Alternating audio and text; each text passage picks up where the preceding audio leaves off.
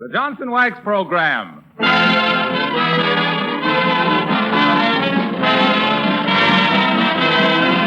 The makers of Johnson's Wax and Johnson's Self-Polishing Glow Coat present Fibber, McGee and Company with Jim Jordan as Fibber, Donald Novis, the Four Notes, and Billy Mills Orchestra.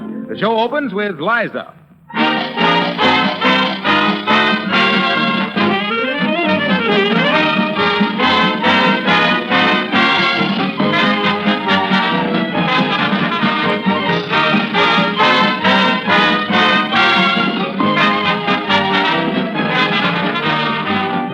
Here's an announcement of real importance to every housewife. Perhaps you are one of the many thousands who have resolved to start using Johnson's Self-Polishing Glow Coat or Johnson's Wax on your floors this year at house cleaning time. Well, now, if that's the case, let me urge you to go right out tomorrow and see your dealer, for he is featuring special giant-size cans of Johnson's Wax and Johnson's Self-Polishing Glow Coat at the same price you usually pay for only 1 pound or 1 pint, and yet you get 1 pound and a third or 1 pint and a third. Now, these giant-sized cans are selling fast, so don't delay. When your dealer's special spring shipments are gone, there won't be any more. So avoid disappointment by going to the store first thing tomorrow morning and buying both Johnson's Wax and Johnson's Self-Polishing Glow Coat in the special money-saving giant-size cans.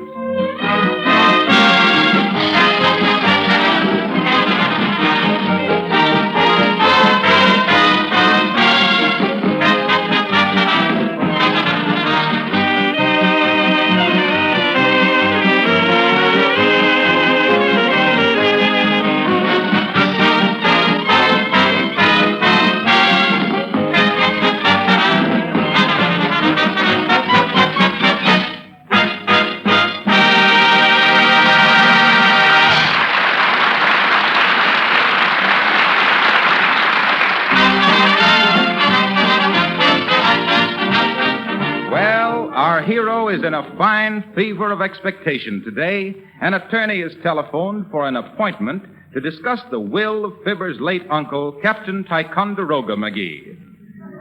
And here at 79 Wistful Vista, awaiting the lawyer's arrival, we find Fibber. Where there's a will, there's impatience. McGee!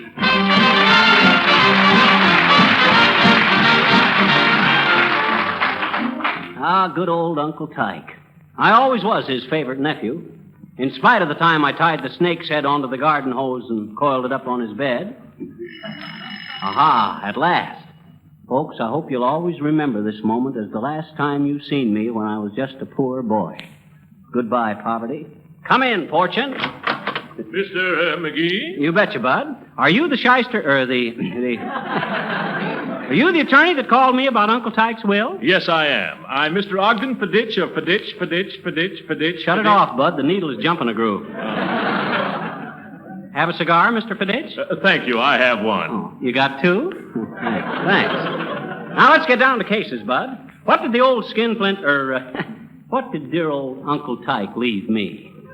Well, aren't you a little impatient, McGee? Aren't you interested in the other beneficiaries of the last will and testament of Captain Ticonderoga McGee? Oh, shucks, sure I am, Bud. What'd my aunt get? Aunt Lulu McGee. Let me refer to my notes here. Ah, yes, Lulu McGee. Lulu, that's the one. Lulu inherited a braided horsehair watch fob, a wood-burning outfit, a hand-painted hair receiver, and a shaving mug. Oh. Yeah, the mug had an inscription on it in gold leaf. That's all. Quote, "You can do a lot more kissing if you strop and look and listen," unquote. That was Uncle Tyke, all right. A flirt to the last. They say he almost put his nurse's eye out trying to kiss her with a thermometer in his mouth. Yeah, that's a very interesting character. Oh, yes, indeed. Now, would it be indelicate, Bud, if I was to inquire how much moss the old Rolling Stone gathered for me? Ah, yes. You, I believe, were the old gentleman's favorite nephew. What'd I tell you, folks? And in consideration of this fact, the will states, quote, "And to my nephew Fibber, more familiarly known to his childhood playmates as Stinky, secure in the knowledge that he will bend every effort toward its upkeep and maintenance, for which funds are herewith provided, I bequeath my most cherished possession, my faithful ally in my travels about the world. Now, what is it? My boat, the Billy B., unquote. Hot dog. A yacht. Oh, boy. A yacht and enough dough to keep it up. Wowee. It'll be turned over to you as soon as it's released by the executor. Boy. Congratulations and good luck. Well, thanks, Bud. Now for a life on the bouncing main. Now I can go to Australia and China and Siam. Whoopee! Sailing, sailing over the bounding main. For many a stormy wind shall blow where Jack comes home. Hello there, Johnny. What you jumping around for? Spring fever or winter underwear? Neither one, old-timer. I was just dancing a sailor's hornpipe. I'm a yachtsman. Hey!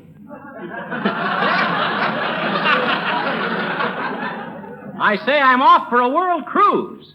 I'd sign you on as a member of the crew, old-timer, but you ain't got enough of the old pepper to be a good salt. That's pretty good, Johnny. But that ain't the way I heard it. The way I heard it, one feller says to the other feller, see, he says, I see where some scientist has discovered a use for snake poison to relieve pain. Kind of evens things up, don't it? What you mean, asked t'other feller. Well, says the first feller, we used to use the painkiller to get the snakes, and now we use the snakes to get the painkiller. So you're going to take a boat trip, eh, Johnny? Yep. Well, if you see a big white bird sitting on a channel marker, it's the old, old story. Boy meets gull.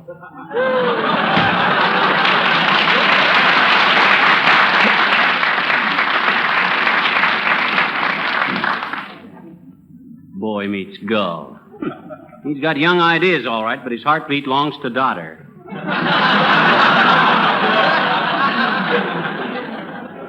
Well, now, let's see. I better call up and order a yachting cap, a blue coat with brass buttons, and some navigation charts.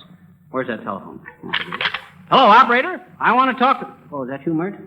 Hi, Mert. This is Fibber McGee. What say? Oh, you heard about me inheriting the yacht, did you? What say, Mert? Your brother? What makes you think he'd be a good member of my crew? He has, eh? 7 whaling expeditions, eh? Where to, Mert? Oh, out to the woodshed. Say, give me the seagoing supply store, will you, Mert? Thanks. Oh, in 1492 Columbus. Hello? Semmelmeyer 7 Seas Supply Store? Fibber McGee, the Society Yachtsman, speaking. Yeah. Say, I'll be down there in a little while to lay in supplies for a 2-year cruise. Huh? Yeah, that's right. And listen, put in a few barrels of good red wine. My crew will probably want some port in every sweetheart.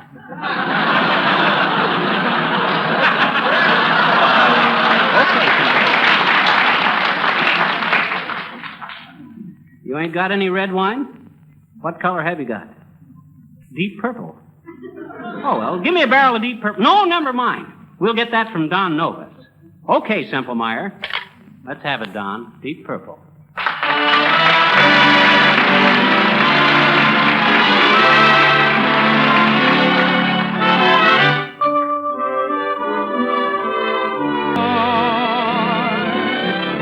In the still of the night, once again I hold you tight.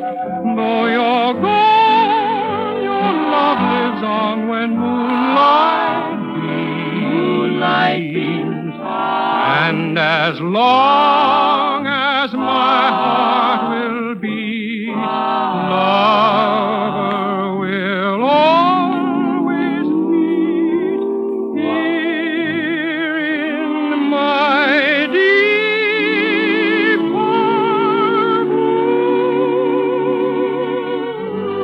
deep purple.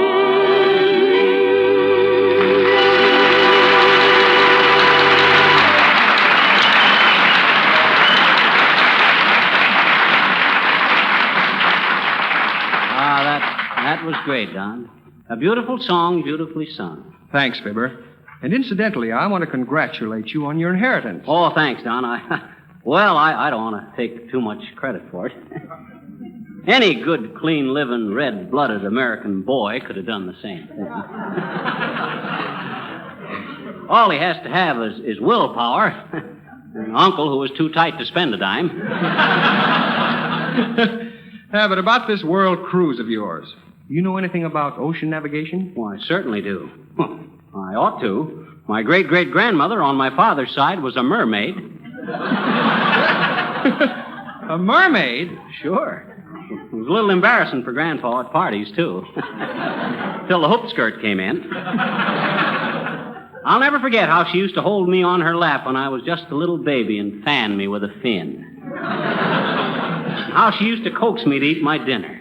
Come on, Fibber, dear, she'd say. Eat your nice seaweed. Oh, that's very interesting. Yes, well, I can shut my eyes now and see the dear old lady floundering up the garden walk. What did she die of, Fibber? Barnacles? No, it was kind of tragic about that there, Don. Us McGees don't like to speak of that much. You see, Grandpa got hold of a copy of the Fish and Game Laws for 1852 and discovered that Grandma was too small, so he threw her back in the ocean. It's too bad she wasn't still holding you on her lap. Well, so long, Fibber. Bon voyage. Yeah. Well, better run down to Simple Myers and buy my yachting outfit. Mood Music Mills in C. Well,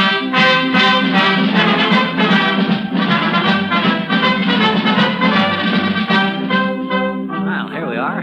Boy, look at all them things in the window. Ropes, anchors, seasick remedies. Pardon me, Captain, but could you spare $50 for a poor, old, crippled-up sailor man?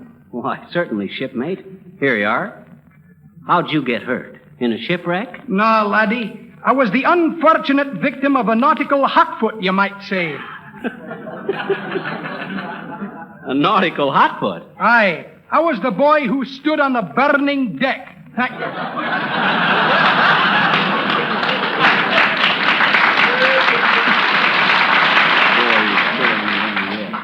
I better get inside before they take up a collection for the guys who got wrecked on the Hesperus. How do you do, sir? What can we do for you? We have a special sale today on silent foghorns for clear weather. Oh, so. You got any cork anchors for people who just want to drift? Not today, sir, but would you care to see our feather-tipped harpoons for ticklish whales? Now you're joshing me. I'm Fibber McGee, Bud, the Society Yachtsman. Oh, yes, Mr. Wilcox was telling us about you. There he is now, over in the water wing department. Water wing department? Why, hey, Harpo, what you doing? Oh, hello there, Fibber. Say, what's all this about you taking a yacht on a world cruise? That's right, Harpo. You want to go along? Well, I don't know, Fibber. He'd be a good man for you, Mr. McGee. Show him your life-saving medal, Mr. Wilcox. Oh, no. Oh, gee whiz. It's nothing. Oh, gee. Oh, come on, Harpo. Don't be coy. Quit blushing and let's see the medal. Oh, well, all right. Here. Oh, gee. This is great, Harpo. What'd you get this for? Well, Oh, fudge. Well, I just happened to be there at the time is all. Gee, all I did was see this woman's hand in the water, so I threw off my coat and dived in, that's all, just as she was going down for the third time. And you never said a word about this to us? A heroic deed like that there? Say, if you're such a hot swimmer, what was you doing here in the water wing department? Buying some water wings. I can't swim. You can't Hey, now let me get this straight. If you can't swim, how did you save that woman? I got a feeling I shouldn't have asked, folks.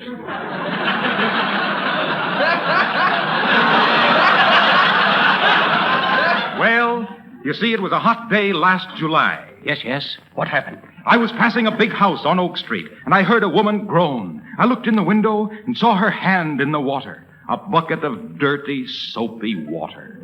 Just as she was going down for the third time, on her knees with a scrub brush. So quick as a flash, I threw off my coat, dived in the window with a can of Johnson's Glow Coat, and showed her how unnecessary old-fashioned floor scrubbing was.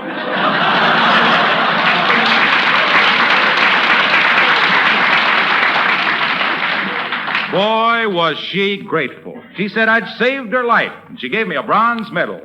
Bronze medal, but this is a gold one. Oh, I know. She took the bronze one back and gave me a gold one when I tipped her off to how much she could save by buying Glo-Coat in the special giant-size cans containing an extra third for the same price before they were all gone.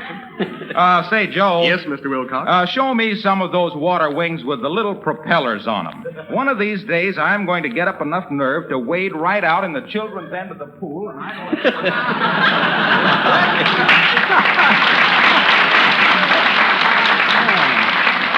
Harpo the hero, the linoleum lifeguard. That ain't the dilliest thing. Well, how do you do, Mr. McGee? Oh, my, how nice to see you, really. Oh, hi, Uppy. What you doing here? Oh, I'm buying a little birthday present for my brother. Oh. I'm going to send him a box of catnip. Catnip? Yes.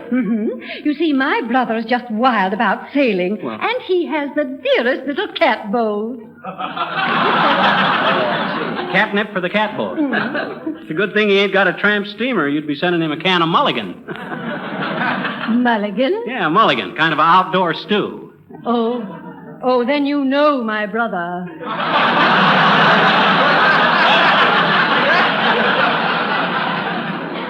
By the way, Mrs. Uppington, my uncle just left me a beautiful mahogany 500-foot diesel engine boat in his whip. Oh, really? Yeah. How'd you like to go along on a world cruise with me and a few friends? Oh, how delightful. I should love it, Miss McGee. I simply adore ocean travel. Oh. The last time I crossed on the Ile de France, I had a marvelous time. Oh, is that so? And the cuisine, oh, simply heavenly. Oh, it was, eh? How was the grub? Oh, and speaking of ocean voyages, Mr. McGee, Yes. Horatio and I were discussing plans for our honeymoon last night, and you know... Honeymoon? Yes, isn't it thrilling? Oh, Mr. McGee, I am to be a June bride. Oh, tush. Oh, me, I'm such a happy girl. Slap happy. And Horatio, oh, the dear boy is simply walking on air. I always predicted he would, eventually. You know what I mean. So you and Boomer are engaged. Well, I hope you'll be very happy. Well, thank you, my dear. I'm sure we will. But you know, Mr. McGee, I wanted Horatio to put a ladder up against my window and carry me away in his arms like a knight of old. And he said the most amusing thing. He said it reminded him of a movie he saw. What movie, Uppy? Night Must Fall. Oh, Yeah. Well, it's so nice to have seen you again, Mr. McGee. Goodbye.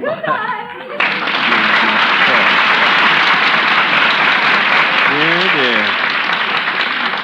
Carry her off like a knight of old. Some knight, the gutter pup Galahad. Oh, well, who am I to poison Cupid's arrows? Oh, hi, Billy, old shipmate. Haul alongside and drop anchor. Oh, stow the gab, bilge rat.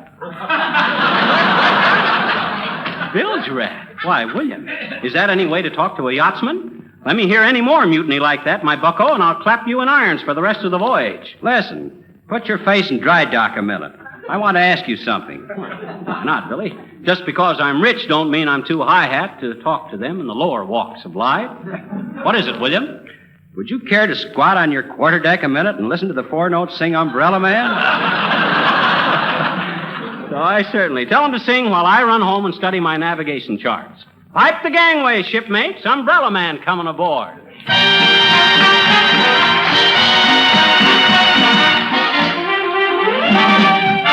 Umbrellas, umbrellas, umbrellas, umbrellas, doodle-umma-lumma, doodle-umma-lumma, doodle-I-A-I-A. Any umbrellas, umbrellas to fix today. Bring your parasol, it may be small, may be big. He repairs them all with what you call a thingamajig.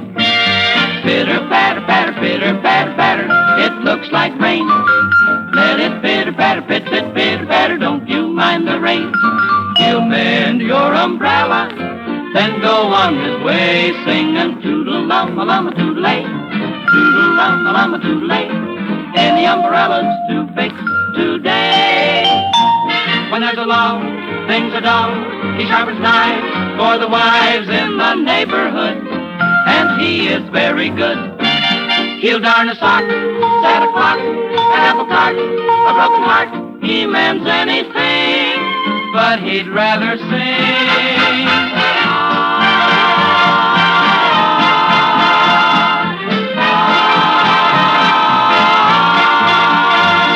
He'll patch up your trouble, then go on his way, singing toodle-lum-lum-lum-a toodle-lay, toodle-lum-lum-lum-a toodle-lay. Have you any umbrellas today? Have you any knives to sharpen? Any hearts to brighten? Toodle-lum-lum-a toodle-lay, toodle-lum-lum-lum-a toodle-lay. Any umbrellas to fix today?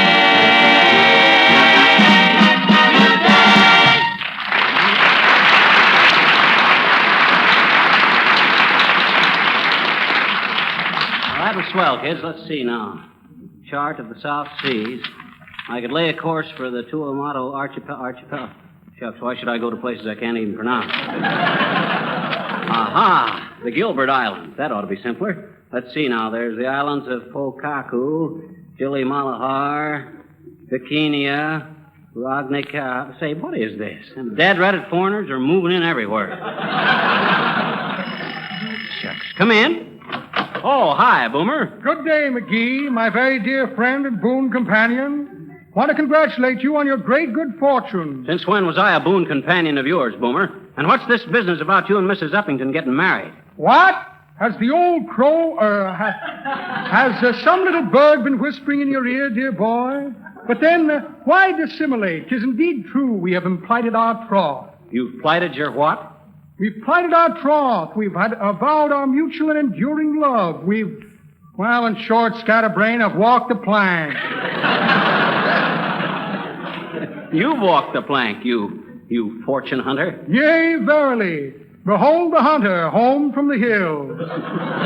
But what I wish to consult you about, my scholarly young compatriot, was in the matter of taking our honeymoon on your private yacht, which, according to Dame Rumor, is quite a hunk of a tub.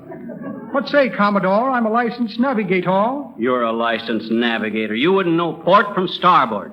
You wrong me, my salty young seafarer. Pour me a glass of each, and I'll be only too glad to demonstrate. That's what I thought. You couldn't steer a spoon through a cup of coffee. Let's see your license papers if you're a real navigator. Why, certainly. Very happy to. Let me see now. Where I put those navigation papers? I have them here somewhere. Here's a lump of sugar for a policeman's horse. Always hope he'll get a toothache and kick the cop. Combination to a bank vault in Sioux City. Pretty little community. Attended a grand opening there last week. Would have been a $5 grand opening, but somebody tipped them off, drat it. Memorandum about a hotel bill in Boston, signed the Richard House. Don't remember ever stopping at the Richard House. Must mean house dig. Yes, a postcard from South America from an old jailmate. Good old Spike. He went paroling down to Rio. Tube of mustache wax helps me keep a stiff upper lip. And a short beard. Well, imagine that. No navigation papers. Well, now that you got that settled, four-flusher, go do your gold bricklaying somewhere else. I'm busy. Don't ruffle me. I was going anyway. Have to take my brother to a tree surgeon this afternoon. Very unusual case. Wooden leg with varicose veins. Well, good day, Poop Deck.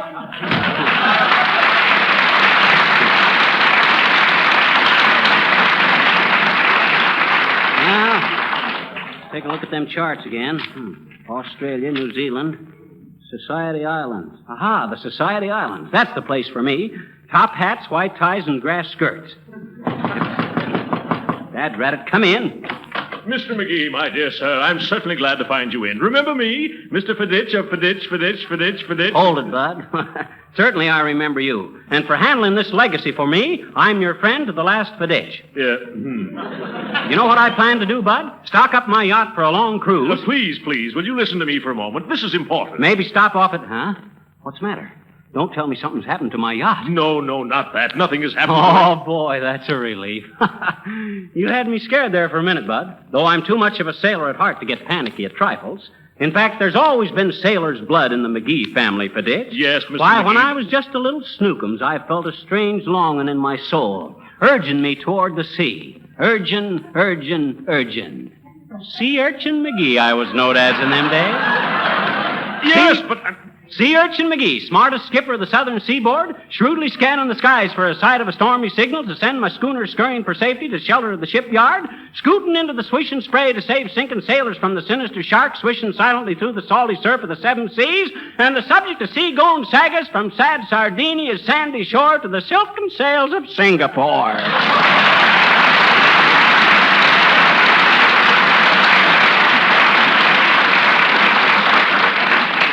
Now, come, Mr. McGee. Let's have no more of this nautical nonsense. What do you mean, nonsense, Fiditch? Just wait till you feel the old Billy B rolling along in the Gulf Stream. Why, you'll want to spend the rest of your life aboard my boat. But, my dear sir, this is all a horrible mistake, and I freely confess my mistake. Huh? What? Mistake? What you mean? I mean the Billy B. Huh? That was a typographical error in the will, McGee. What? You mean Uncle Tyke didn't leave me his boat? No, he left you his goat.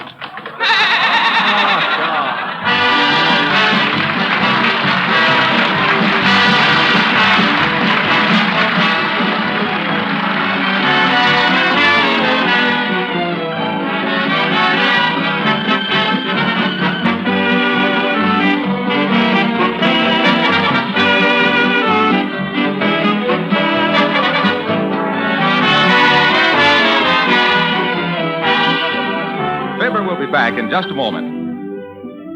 Now, we want to urge you again to take advantage of the special money-saving sale on giant-sized cans of Johnson's Wax and Johnson's Self-Polishing Glow Coat. You thrifty housewives won't want to miss this opportunity to buy several cans of Johnson's Wax and Johnson's Glow Coat while you can get 1/3 more for your money.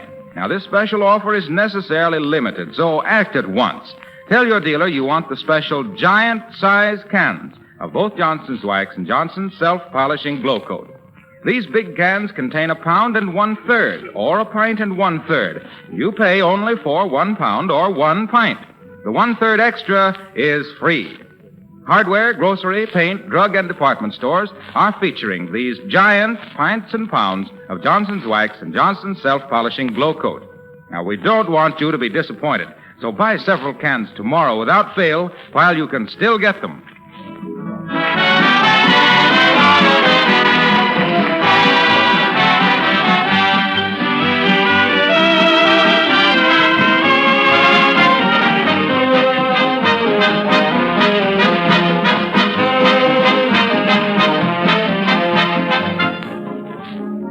Folks, we want to thank our special guest, Billy B., for appearing on our show tonight.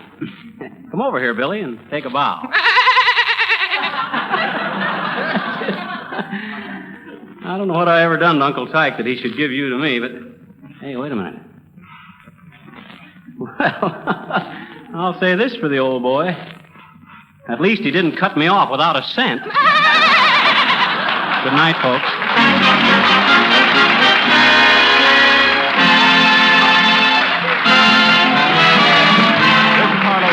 Speaking for the makers of Johnson's Wax and Johnson's Self-Polishing Glow Coat, Racine, Wisconsin, inviting you all to be with us again next Tuesday night. Good night. This is the National Broadcasting Company.